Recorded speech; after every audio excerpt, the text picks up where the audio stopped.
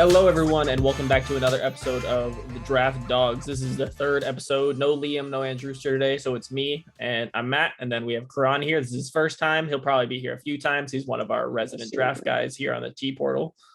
We might, and we're in the process. Don't want to give anything away. We're in the process of bringing in some more people right now, so some of them might be draft guys. So you might see some of them popping up on the show first soon. So this week, we're just going to kind of talk about risers. So we're going to talk about the draft process, what's coming up. So Shrine Bowl, obviously, Senior Bowl, Combine. We're going to just kind of talk about dudes we think that could go up in this process, maybe some people we think might struggle in that kind of environment, and just talk about dudes we think could be rising in upcoming weeks and months of as we make our way towards the draft. So I guess we'll go with the Shrine Bowl first. I think that's technically first. I know the Senior Bowl's February 4th. I think Shrine Bowl's the week before that. Yeah, I think February 2nd. Yeah. Yeah, so they're kind of right next to each other, but Shrine Bowl's coming up first. So let's start with, you want to go defense or offense first? Let's start with offense. Offense? All right, so any guys you think could rise at the Shrine Bowl? I think, just looking through the roster, I think A.T. Perry from Wake Forest is arguably, at least on the offensive side of the ball, he might be the strongest player there. He had a really strong career at Wake Forest, connection with Sam Hartman. I think he's definitely going to eat almost one-on-ones and in the game itself. Yeah, that was actually the first guy on my list. At the Shrine Bowl, I agree. He's probably, I'd say maybe on either side of the ball, he might be the best player there. But yeah, definitely in that one-on-one scenario, just he's so big. It's going to be difficult for any of those DBs to cover him. Yeah, I mean, I saw him on that list. I was like, there's no way this guy isn't at the Senior Bowl. I don't get that one. I don't know how he slipped through the cracks, but that's a good place for him, though. He's definitely going to rise up some boards. Yeah, and then for me, so I had A.T. Perry as well, and then on the other team, on the West roster, I had a DTR from UCLA. Obviously, I think he's pretty easily the best quarterback there. So I think he's going to have a good chance to impress some people with his arm there, because I think he's easily the best quarterback in that group. Yeah, I think DTR is kind of built for a situation like this where he doesn't really have to actually make any decisions. He just gets to show off his arm and kind of do his thing, which is good for him. He's I have questions. I watched him for a very long time at UCLA and I wasn't a big fan, but I do think he's definitely a striker. He'll probably get drafted. Yeah, I think I see a lot of teams like in the end of the first, they're like, man, if we could trade up for Anthony Richardson, I just don't think it's worth the capital. I love AR, but I think if you have to trade up, I'd rather wait until the fourth round and take the project on DTR than use that capital to trade up for Anthony Richardson. I don't know about that. I think DTR is he's got upside, but I see him closer to Kellen Mond maybe coming out of Texas A&M. He's worth a flyer, but at the same time, you shouldn't really be expecting much out of him. I wouldn't take him where Kellen Mond went, but it's funny because I have a friend that's a Vikings. I have a friend that's a Vikings fan, and he's the exact person that wants to take DTR, which is where Kellen Mond went. So that's funny. That makes sense. But no, I think DTR is a solid player though. Then one guy I was surprised to see here is Travis Dye, because he was obviously having a great season at USC and then got hurt. So I don't know. I guess I thought his injury was more severe than this. I thought he was going to be out probably till training camp time, but I guess he's healthy enough to be doing this. Yeah, no, Dye's a good player as well. I wouldn't say I was surprised he was on this list, but yeah, I thought the injury was a bit worse than that. But I think he could definitely show off. If he can pass his medicals, interview well, he could definitely be another guy who goes there in the draft. Yeah, I think that's probably the biggest part for him, is just showing that he's healthy. Yeah, I was going to go with another Pac-12 running back, actually. Xavier Valladay from Arizona State, formerly at Wyoming. He's a really good player. He was very productive over his career. Last season, he had 1,200 yards, 16 touchdowns. And I mean, that's on a pretty terrible Arizona State team. Wyoming wasn't that good. He was pretty much the bright spot of all of those teams. And I think you can't go wrong taking a productive runner in college in the NFL draft later on. He's a good receiver as well. So I think he'll definitely surprise teams when he's running against linebackers and whatnot in these drills. So yeah, I would take a look at him on day 3. As an Eagles fan who drafted Donnell Pumphrey, you can absolutely go wrong taking draft. Okay, yeah, it depends how much capital you put into them, but yeah, I think Valladay is a good player. Then the last guy I had on offense is the other guy in contention for the best offensive player here, in my opinion, Zay Flowers. So opposite AT Perry, him and AT Perry with Zay Flowers is probably the best wide receivers out there. Again, in obviously wide receivers are kind of like destined to shine in the one-on-one drills during the practices, and I think he's really set up well to do that. Yeah, no, that's another one. He's been getting a lot of hype recently. I wouldn't be surprised if he ended up going like round 2, even maybe late round 1. I don't know if he'd go that high, but yeah, he's a really electric player, and I've been seeing a lot of big names hyping him up, so that can't mean anything bad. Yeah. My third guy on offense, I'd probably go with Jalen Cropper, Fresno State, another productive player. He was really good last year. This year took a bit of a step back, but even then he was still quite good. I think he'll kind of shock people. Kind of forgot about him, wrote him off, but at the same time, I think these events really help put guys back on the map per se. So I think between A.T. Perry, Jalen Cropper, Zay Flowers, and then you add guys like there's other guys there. Nico Remigio is another talented player on Fresno State. Jacob Copeland at Maryland. There's a lot of guys there. Bryce Ford Wheaton, another good player. There's a lot of receiver talent there because on it, obviously, like we've seen in recent drafts, there's so many guys, you can't just fit them all into the Senior Bowl and whatnot. So I think the East-West Shrine Bowl definitely benefits from receiver talent. I'm also interested, one last Pac-12 guy. I'm interested to see how Jake Bobo performs because he was kind of always like a gadgety kind of player to me at UCLA, and I'm interested to see what he does where kind of like he doesn't have any scheme around him. It's just pretty much one-on-one, show your stuff. So I'm interested to see I've never really known where to fall on him. I don't know if Bobo is really like last year we saw Adam Phillips or Cal Phillips from UCLA. He was a much more refined player than Bobo in my opinion. So I mean I think there's definitely like there's a role for Bobo in NFL offense, but I think he's not really like Cal Phillips went what 5th or 6th round. I don't think Bobo's that good. So we'll have to see though. You can prove me wrong. Where do you go? I think Tennessee Titans. Tennessee, yeah, he's on the Titans. I was mixing him up with No, I can't remember his name. There's someone named Adam. He played for the Titans slot receiver. Adam Humphries. Yeah. Yeah. All right. So then is that you got that for offense? Yeah. All right. So then defense, my first guy was Dante Stills out of West Virginia.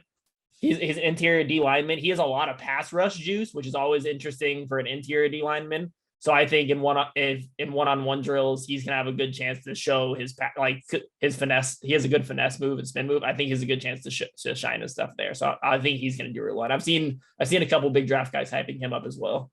Yeah. No, I think he could definitely be solid. I'm gonna go with another interior defensive lineman, Viliami Fehoko. Mm-hmm. He's arguably, in terms of production, he's arguably been one of, if not the best interior D linemen in the country these last few years. I mean, he's a bit undersized. I think he's only 290 pounds, but at the same time, when he's winning at the high rate he does as a pass rusher, I think you can't really go wrong. And I'd like to see how he does hold up in 1v1s against like other solid O linemen. But at the same time, like the Aaron Donald comp, like people might make that, but I think there's definitely room for undersized D linemen if they're good enough pass rushers. I think Fehoko's shown that he is. And yeah. And my second guy, I'm going to go edge rusher now. Yasir Abdullah out of Louisville. He was really productive last year. He kind of just did everything. He rushed the passer. He had, I think, 15 tackles for loss, a little under 10 sacks. He had 4 pass deflections, 2 interceptions. He's kind of just a do-it-all guy. I think what he has to show more is his edge rushing, is his pass rushing rather. He had 9.5 sacks, I believe, but most of them were kind of like effort plays. He's a high effort guy, like high motor. He's always around the ball. So most of his sacks came from that. So I think he has to show more refined pass rushing skills if he really wants to rise. I think it's a good opportunity for him to do that. Yeah, I agree with that. I think I'm going to go with the DB here. I'll go with Mekhi Gardner from LSU. ULL transfer. He's a solid player. I think LSU DBs, you see it every year. They're typically quite good. 6'2", 212. He's a strong player. And I think if he can really show off in those one-on-ones, he's pretty experienced. He's got a good IQ. You can see him read plays really well on film. But if he can really show off those ball skills, which I do think he has, I think he could definitely make a push, go maybe in that 4th, 5th round range. Yeah, my next guy was another DB, Trey Hodges Tomlinson out of TCU. Yeah, that one I might think he's the best of Yeah, all of these guys. he's an undersized corner. I think he's 5'9", 180, so he's a Yeah, smaller guy, but he's really sticky in man coverage. And if he can show out in one-on-ones, I think it'll really do really well for his stock because he's I think right now he's probably like a late second guy. I think he could rise to early second, late first if he does really well here. Because the only reason I would say he wouldn't is this corner class is really deep. There's a ton of yeah, guys at the top of this board, but I think he's really good and has a chance to get up there. yeah. No, he looked really good in the playoffs, and I mean, I think you could definitely justify it. I don't know if he'll show anything at the Shrine Bowl per se because he's pretty good compared to a lot of these guys, but I think you could definitely he has the versatility to play inside, outside. So yeah, I think he could make a rise even just from the combine and whatnot. Um, my third guy, who am I gonna go with here? Just looking through Brenton Cox from Florida. He's a solid player. Um, I think a lot of these guys in the Shrine Bowl, you just like to see like productive players as opposed to like the physical talent. He started for 4 years, and last year he had 8.5 sacks. This year he saw a bit of a regression with 2 sacks. But if he can really show that he's winning as a pass rusher with more than just like athleticism, if he can really show off like a real bag as a pass rusher, I think we could see him rise up a bit. I'm not sure what his exact stock is now, but I know a lot of people were really high on him last year. So we'll have to see. Yeah, and I know he was on a few watch lists coming into the year. So Yeah, he had a really strong year last year. It's just, I think kind of taking that step as an edge one, he didn't really make it work, but there's definitely room for him to develop into that role eventually. okay. All right. Did you have any more guys? You ready to go on the Senior Bowl? Yeah, I think I'm ready for the Senior Bowl. There is a lot of guys. We talked about the receivers. I'm excited to see the receivers. And then, yeah, the trenches, you always like to see those. All right. So then we did offense first for Senior Shrine Bowl. So we'll go defense first on Senior Bowl. The first guy on my list when I looked at this roster, it was JL Skinner out of Boise. Yeah. He's my favorite safety in the class. So, and he just looks so imposing out on the field. I think I don't think he's been getting the respect he deserves. He's been my number one safety for the last 2 years in college. So I think he could rise really high in the coming months. Yeah, no, we're big JL Skinner fans, everyone here. And yeah, he's a really good player, and I would like to see him in this kind of scenario because he never really got the exposure he deserved at Boise State. I feel like he'd have really strong games. He was really good against Oregon State this year, but yeah, they just didn't really show him the love. I was gonna go with Devon Witherspoon here, but I believe he just opted out of the Senior Bowl. Yeah, I think He's so. one of my favorite corners in this class. But looking past him on defense, Andre Carter from Army, I believe he just got an exemption to play in the NFL, and he was a guy I was really high on coming into the year, especially. He fell off a couple of boards. Just he wasn't as productive this season, but he's clearly got the athletic tools. 6'7", 260. Last year he had 15 and a half sacks, 4 forced fumbles. This year only 3, but he's a freak, and I think if you can really like hone those skills, we'll have to see how much pass rushing finesse he has in these 1v1s. But if he can really hone those skills, then I don't know if I'd take him round 1, but you could definitely make an argument to take him at the end of round 1, early day 2 as a project type of pick. Yeah, he's a guy I had on my list for the combine because his measurables at the combine are just going to be crazy. He's going to test like a freak. Yeah, different. As far as Senior Bowl, D Winters, the linebacker out of TCU, he obviously had a great run in the playoffs last year, and I think that this is just a chance to continue that hype train for him. Linebackers are always kind of weird in practice scenarios because you're not hitting, so a big part of their game is kind of just taken out. But I think if he can just like interview well and continue the hype train he already kind of has going for him, I think he can still rise here. Yeah, no, he was amazing in the playoffs. I think he can definitely make a big push. I'm gonna go with the corner, Caillou Blue Kelly. People are really high on him coming into the season, and he had a quieter year, as did all of Stanford. But he's a really good player, really physical, which I love to see out of corners. And yeah, I think Blue Kelly, we saw Paulson Adebo come out of Stanford a couple of years back. I think he's a similar player, really good in press coverage, really physical against the run. And he's got solid ball skills. So I mean, I think in these 1v1s, he's really gonna flash that, make a lot more plays than people are expecting. Yeah, he's pretty good as well. I think I've seen him comp to Adebo a few times, which makes sense. So they Yeah, they're similar players for sure. Then let's see. I have two in between. I'll go Riley Moss out of Iowa. He's the corner out of Iowa. He's a really athletic corner. He's kind of big 6'2". He obviously Iowa pretty much only had their defense going for him last year, and he was one of the bright spots on that defense. So I think if he's pretty sticky in man as well. So I think one-on-ones are a good opportunity for him to make a push. Yeah, no, I think Moss is a good player. He's definitely played for a while now at Iowa, but yeah, I think he could definitely rise up some more. It's my last player. I'm gonna go with Siaki Ika, nose tackle from Baylor. He's a really good player.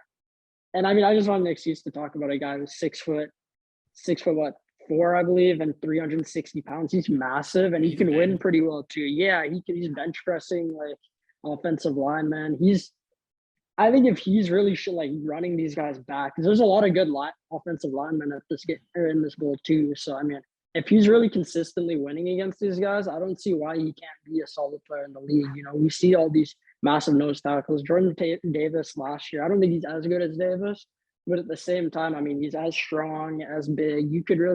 I could definitely see this guy having a role in the league as like a productive run stuffer. Yeah, even if he's only like a 2-down guy, just being that good on first and second down is good, is way more than enough to get a roll. Like, because we see like exactly. Vita Vea be like the entire focal point of a Tampa Bay defense just because of how good he is at stuffing the run.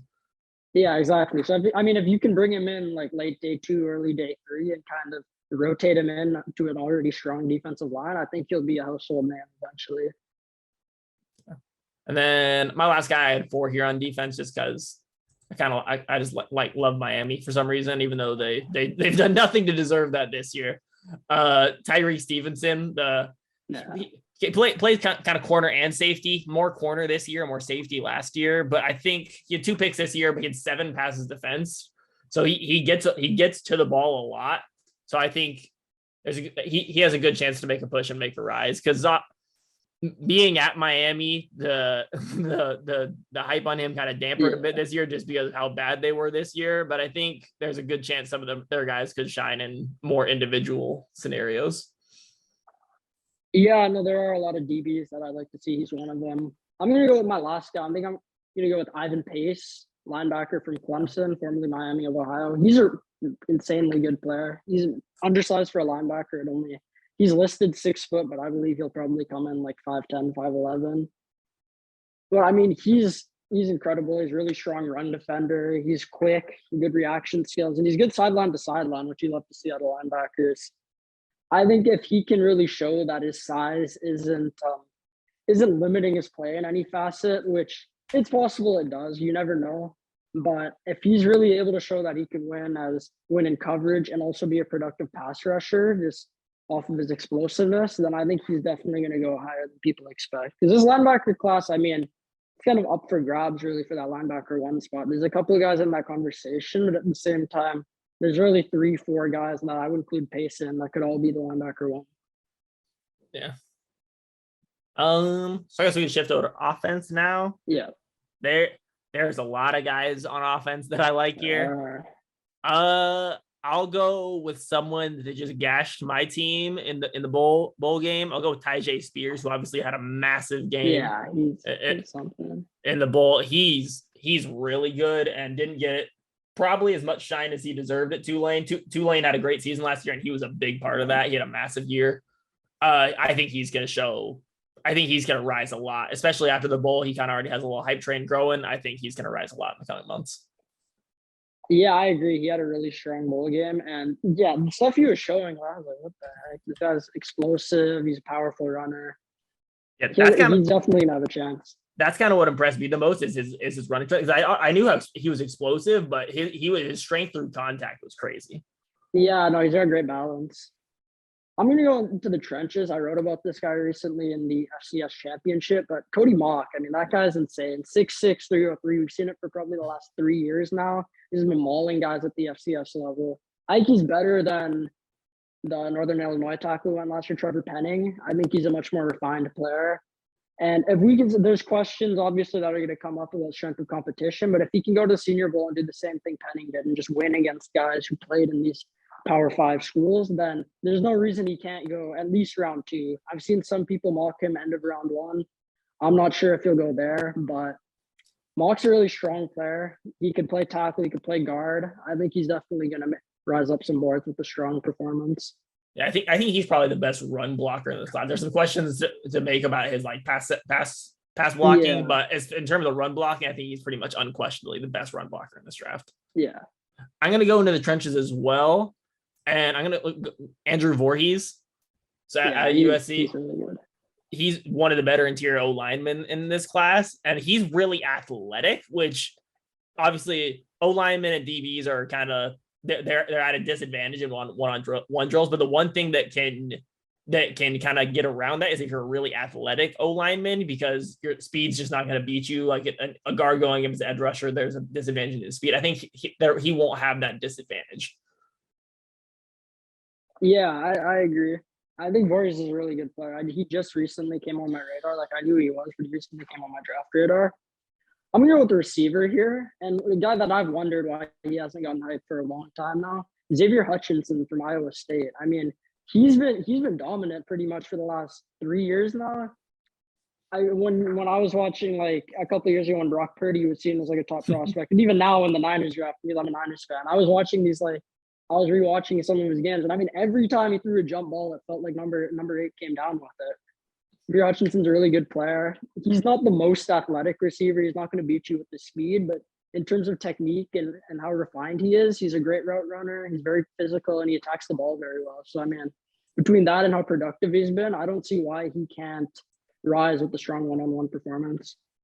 Yeah, Hutch, especially the last couple of years, he hasn't gotten the respect he deserved. This year, he obviously got a bit more. He's finalist for the Blitnikoff, but I think definitely this year he's finally starting to get kind of the respect he deserves. Yeah, he's been saying for a while. I want to go to receiver too, but I'm not sure who I want to go first. I'll go Rashee Rice first.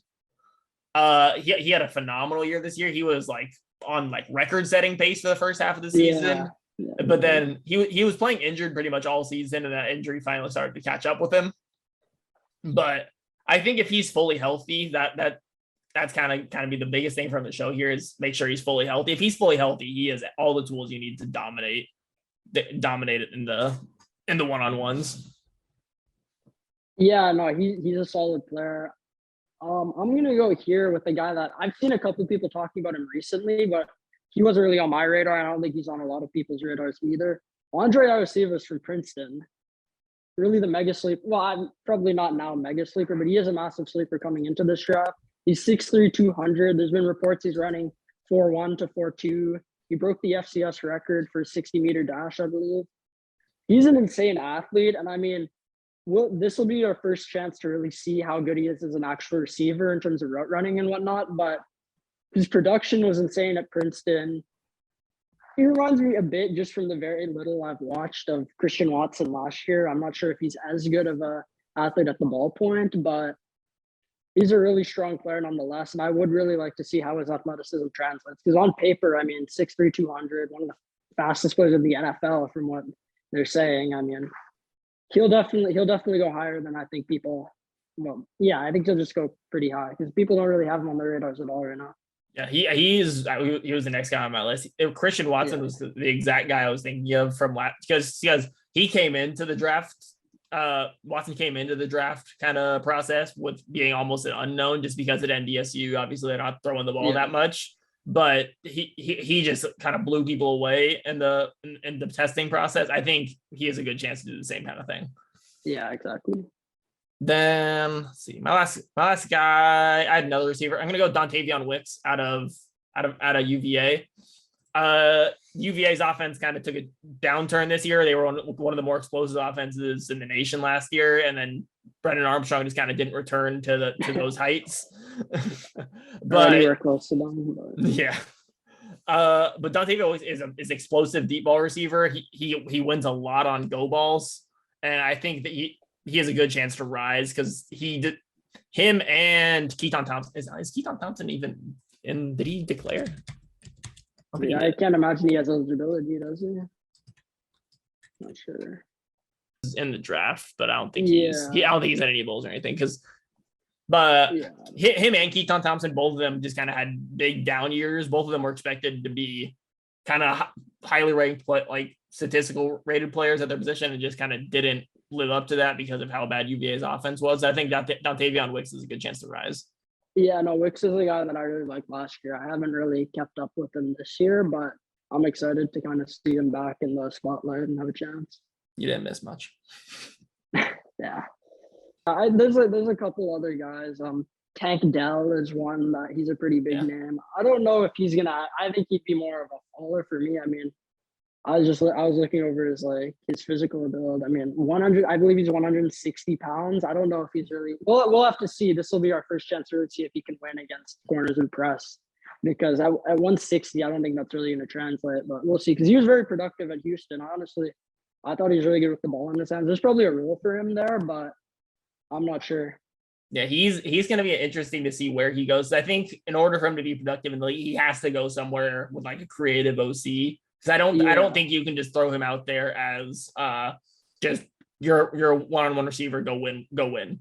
I think you kind of have to manipulate the ball into his hands. So it'll be interesting. So someone compare Tank Dell to Isaiah McKenzie on the Bills, and I really like that one because I mean he can definitely make plays with the ball in his hands, but you don't really know if he's going to be able to win on his own. I'll give a Liam guy a shout out here because this is who he probably would have said if he was here. Grant DuBose out of Charlotte was one of his favorite guys at the Group of 5 level, so I think he would have said that. Payne Durham is one of the top tight ends in the class out of Purdue. If he can have a good showing in one-on-ones against linebackers, show you can consistently beat linebackers at that level. Yeah, Dayon Henley from Washington State. He's a really good linebacker. Played for a while, but he came on strong last year. He's really good sideline to sideline, really athletic, and he's got a good build too. So I wouldn't be surprised if he goes higher than people expect in this linebacker class. Then I'll go one more. Will Mallory, tight end out of Miami. He was kind of just almost the entire focal point of the Miami offense this year after they lost Charleston Rambo last year.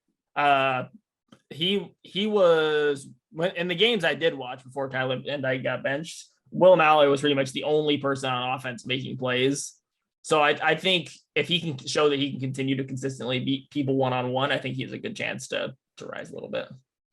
Yeah. I'll go with Roshan Johnson from Texas. You know, he didn't really get the chance he deserved with Bijan Robinson, but at the same time, he's a very strong player. I think he's good in pass protection. He does all the dirty work that you kind of want out of a late round running back. Yeah, there'll definitely be a role for him on an NFL team as a good pass protector. He reminds me a bit of Hassan Haskins last year. He's on the Titans now, and I think Johnson could definitely be a solid RB2. I think Roshan Johnson would be a lot higher on most people's boards if Bijan Robinson didn't exist. Yeah. Because he's a good runner. He just kind of got screwed by having the best running back in the country on his team. Well, I mean, fresh legs, you never know. We saw with Michael Carter a few years ago in North Carolina. You know, he came in and was a lot better than people expected. Yeah, and then he was actually better than who was the Javonte Williams. Yeah. Well, I guess Javonte's been pretty good too. He just got hurt this year, but good as well. Yeah. But yeah, both of them just kind of came in and kind of shocked people a little bit. Yeah, I'm looking at the quarterbacks here because obviously we haven't talked about them. There's been some solid quarterbacks in the last few years. This year, not as much. Will Levis opted out, which I question, but otherwise, I like Jake Haener. I think he's better than people give him credit for. He was really good at Fresno State. Obviously, he kind of got a lot of attention for that UCLA game where he was playing with like who knows how many injuries. I mean, he's a good player. He's accurate. Another quarterback that I see here whose name I recognize, Tyson Bagent from Shepherd University. They're D2. He's been best D2 quarterback by far the last few years, and he's been on a couple D1 radars. I believe he was going to transfer last year, but then he opted to go back. I wouldn't be surprised. That's a guy who I could definitely see rising because he just hasn't had the exposure.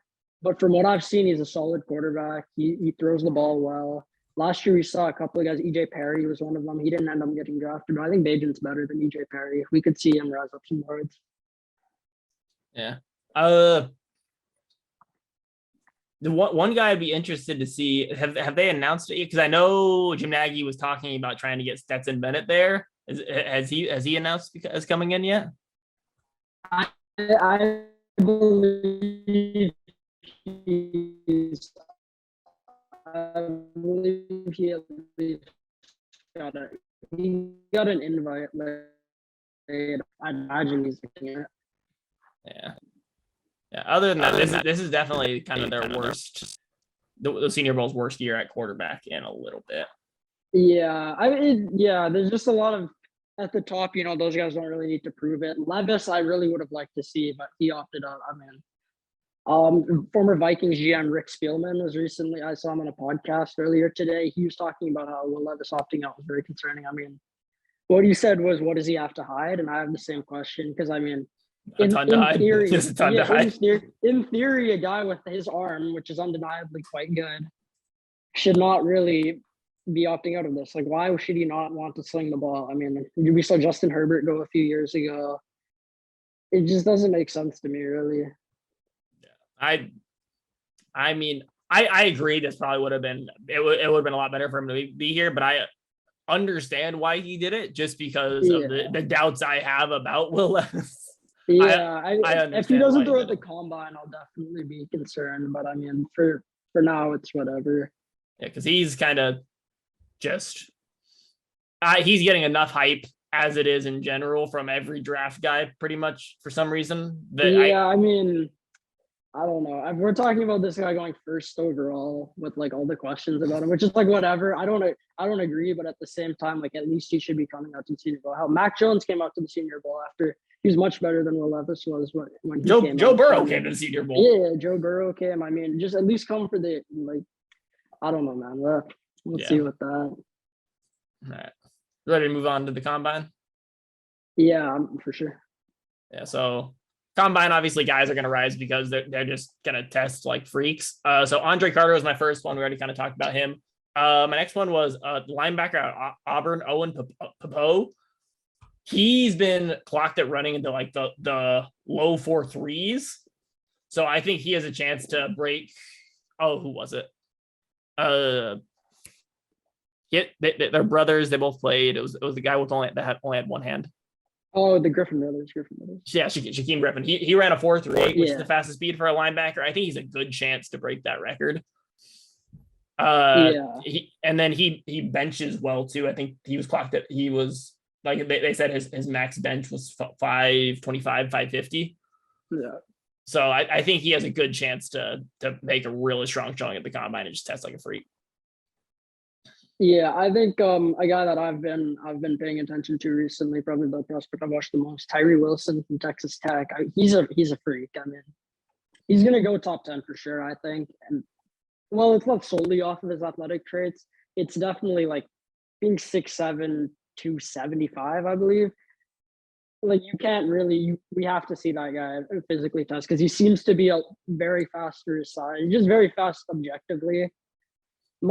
I'd like to see him get a bit quicker, but I would definitely like to see how he moves at the combine and how strong he is. I think he's going to be the biggest athletic riser in this draft by far, and I think people are already seeing that. Yeah, and I'll go with another guy that's going to be one of the first edges off the board, Miles Murphy out of Clemson. And from the testing at Clemson, which obviously you kind of always have to take with a grain of salt, he was running in the 4.5s. He had a vert of 37 inches, they said, and that's at 6'5", 275.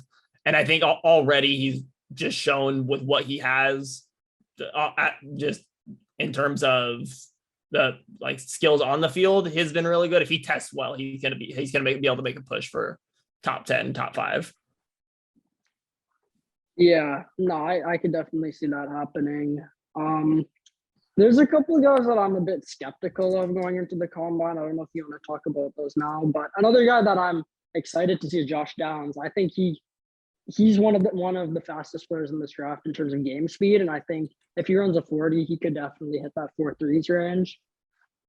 I think he's a lot better as an actual receiver than people are giving him credit for. He's a good gadget player as well. Great, he'll have a role regardless, but I think he can win as an actual receiver. Uh, yeah, I think he's really good. He's one.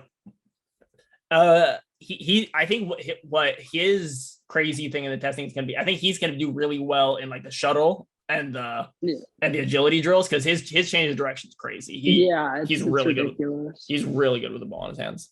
I'll go with another wide receiver, kind of the opposite build, Quentin Johnston, who's obviously already rising just because of how well he did in the playoffs, but 6'4", 210 with crazy athleticism. He's just going to be one of those guys that tests really well. Yeah, you can already tell with him. I have some questions about his actual production, but in terms of physical build, you already know he's going to be a very strong tester. Yeah. I think the obvious, and I'm not sure if we talked about him today, Anthony Richardson.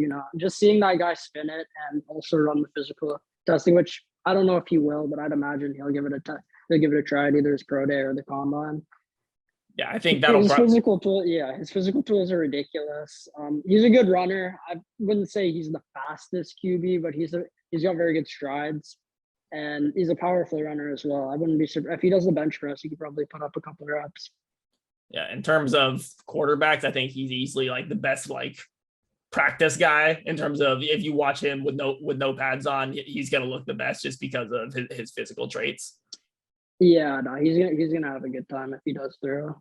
If we want to talk about guys that we think might be fallers because of the combine, I think there's always like a receiver that runs like they run like the low 4.5s. And everyone's like, "Oh, hold on, does this guy gonna be able to do?" I think JSN might. Yeah, that's exactly what I was gonna say. Yeah, so he's slow. Like in terms of long speed, he's a quick receiver, I'd say, and he's obviously very talented and like skilled, but he's just not very fast. Like, yeah, I think he could run in like the low 4.5s, maybe even 4.6 range, and people will start to question him a little bit. Yeah, no, he's not the fastest. I got another guy on the O line, Peter Skoronski. Some people see him as the top O line. I'd like to see his arm length measurements because I believe if he were to come into the league, he'd have some of the smallest arms that we've ever seen from an offensive tackle. Maybe he can slide into guard if it's really a concern, but the odds, it's kind of like the Kenny Pickett hands of an offensive lineman. It's just there hasn't really been any proof that a guy with that small of an arm length could be a productive tackle in the league, and he would be trying to break that mold if he does measure at the rate or at the length that people are expecting him to. Yeah. I'll go with another guy that I think I'm already kind of down on him just because of kind of age and what he put out production. Mo Ibrahim out of Minnesota. Yeah. Not a fast guy, and most of his production comes from Minnesota running the ball 30-40 times a game, and that's how he gets his big games. He had one run this year longer than 50 yards, so he doesn't have breakaway speed. If I'm not even sure if he's going to the combine, but if he does, I don't think he'll test very well. Yeah, I don't see him being on many radars. He's on the older side. He's had a lot of wear and tear, and he's had injuries, which is like kind of adds salt to the wound. But he was a good player. Yeah. The running backs are interesting. I'd like to see Gibbs. I think he's I think he's a pretty great athlete. Bijan, I would definitely like to see him test as well, because as great as he is, his athleticism has never been like the big calling point for drafting him. If he does run the 40 and whatnot, I don't think it would play a big part in how I would evaluate him. But at the same time, I'd be curious to see how well he would run. Yeah. The running back I'm most interested to see test is Devin Achane. He's a track star. So I think he's going to be a guy just to get a comp from last year. Isaiah Pacheco, the guy he ran the fastest speed among running backs. I think he's going to have a good chance to do that. I don't know that he'll necessarily be as productive as Pacheco was this year, because that kind of surprised everyone a little bit. but I think he's going to test really well. Yeah, no, the running backs are interesting. Zach Charbonnet is another guy who I believe he declared. If he did, he's definitely going to run in that. 4.3s, I think, is pretty much a lock for how fast he is in game. Do I have anyone else for combine? Andre Arcivas, we talked about him for the bowl games. Yeah. His 40-yard dash is must see TV. Kalijah Cansey, I'll go with a bigger guy. He's really fluid with his movement. So I think in like the shuttle and the agility drills, I think he's gonna have a good chance to do really well there because he's an interesting player at a Pitt. Obviously, being an interior D lineman at Pitt, you're always gonna get that Aaron Donald comp, which is always unfair to those kids. But I think he has a chance to be really good. He was one of my guys to watch in the ACC this year, and he performed pretty well. Did you happen to see where Mel Kiper projected him in his mock draft? I did not. He had him at number 10 to the Eagles, which I thought that was pretty high considering. I think he's a good player, but number 10 is pretty wild. As an Eagles fan, no thanks. Yeah, I thought that was pretty. I was scrolling through and like the first 9 picks was like whatever. I think he had Levis going to the Seahawks, which is pretty crazy. But then I got to 10, I was like, I don't know about that. But yeah, looking past that, I mean, there's a couple of guys. The receivers, if I had to guess who would run the fastest 40, Iosivas is one guy that's definitely on the list. Downs another guy. Honestly, I mean, I don't know what burners are in this class. We were trying to predict who had the fastest 40. I think Devon Chan is another guy. Hyatt's gonna have a good chance to run fastest 40 among the wide receivers. Yeah, that's one guy. I don't like him as a prospect personally, but he obviously went crazy this year in terms of production. He should test well. Yeah, no, he seems like an obvious candidate. Charbonnet we talked about. So yeah, for that, Deuce Vaughn could run pretty fast. He's got burners. Yeah, I think one of those guys will probably be the 40-yard dash leader. What about DBs? A DB kind of always has a good chance to win one. Yeah, that's true. I believe a DB ran the fastest. Christian Gonzalez. Christian Gonzalez. Yeah, that's one. He's big too. He's 6'2" and he has a good chance to run. Yeah, no, he's got good strides. Other than him, I mean, Eli Ricks is a guy that I'd like to see throughout the process kind of put himself out there because we obviously didn't get to see him last year at Alabama as much as we would have liked to. He's obviously a talented player. We saw him at LSU. He was probably better than Stingley that last 2 years. Maybe that's a hot take, but I leaned Ricks for those 2 years. And then, yeah, I'd like to see him answer questions maybe about his character, what had him on the bench for most of the year at Alabama, as well as just kind of showing off the physical tools, reminding everybody what he was doing at LSU. Two guys that I'm more interested to see, not even like necessarily what they test as, but just kind of what they declare as. Brian Branch and Kelly Ringo are two necessary technically corners, but I think both of them would do better at the next level of safety. So I'd be interested to see if they test with the safety group or the corner group. I think Branch plays nickel for sure, and Ringo will probably stay at corner. I think Branch, at least in terms of DBs in this class, I think Branch might be as good as any of them. He's one of the better players in the class for me. Ringo, there's questions. I think he's a bit better than some people give him credit for. He got a lot of hate these last 2 years because he gets beat quite a lot, but he also makes a lot of plays as well. So I can see Ringo being good with a good DB coach who can kind of hone his skills. I think that is about it for me, unless you have anyone else. Yeah, no, we talked about Ivan Pace in the bowl segment. Seeing what he measures at is going to be good. And then last guy for me, Jack Campbell, linebacker from Iowa. He's huge and he moves pretty well on film. So I mean, I think he's definitely got I have an eye on for sure. So I'd like to see how well he moves in terms of testing, as well as just how strong he is if he can kind of do all the agility drills. I'd definitely like to see that because he can make a push for linebacker one as easily as anybody else in this class. He's obviously Butkus Award winner, best linebacker in the country. So yeah, and then he's kind of like the default white linebacker that it just kind of racks up stats. But then I think people see him as that, but I think he's a bit better. He's got physical traits, and he's not like he's not just racking up tackles. He's making athletic plays. There's a couple of guys at the top of the board for linebackers that are going to test well. Campbell, Trenton Simpson is an obvious candidate to test well, and then Drew Sanders is another guy who could possibly be linebacker one. Between those three and Noah Sewell, who's been falling down boards because he wasn't that good. He's a bit of a project, but he's also going to test very well. So I got my eye on a couple linebackers. That will about wrap us up here on our Risers episode, I guess you can call it. Guys that we think will do good in the next 2 months. Yeah, just projecting some risers and fallers in the bowls as well as the combine. Yeah. So if you liked, subscribe, let us know, guys, in the comments who you think will rise in the coming month, dudes you like, or dudes you just want to see us talk about. Follow us at TPortalCFB on Twitter, Instagram, TikTok. Actually on TikTok, I think we're the Transfer Portal CFP. But everywhere else, TPortalCFB. Until then, see you guys next time.